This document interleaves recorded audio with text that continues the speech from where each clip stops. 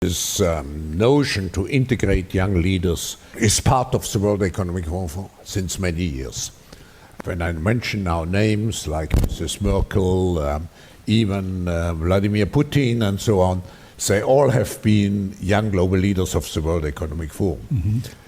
But what we are very proud of now is the young generation, like Prime Minister Trudeau, President of Argentina and so on, that we penetrate the cabinets.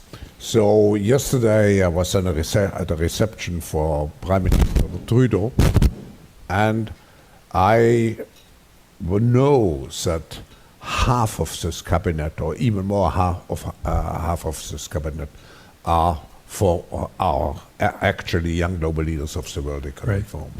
And that's true in Argentina too. Wow. Yeah. Sorry. That's true in Argentina as well. It's true in Argentina, and it's true in France now. Mm-hmm. I'm here with the president, who is a young global leader, but... Question et commentaire, questions and comments. The honourable member for Oshawa. Thank you, Mr. Speaker, and I listened to my colleague's speech.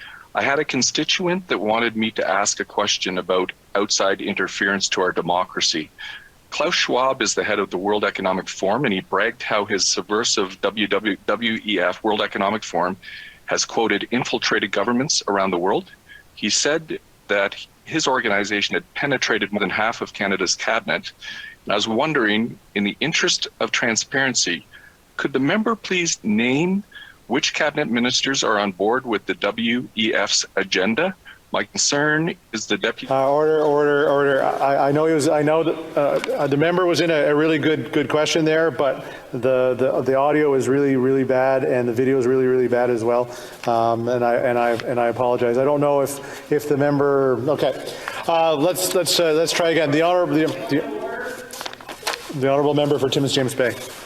Mr. Speaker, that member was promoting open disinformation. That's not debate. We have to call out disinformation. We'll get into debate again. The honourable member, questions and comments. The honourable member for Lambton, Kent, Middlesex.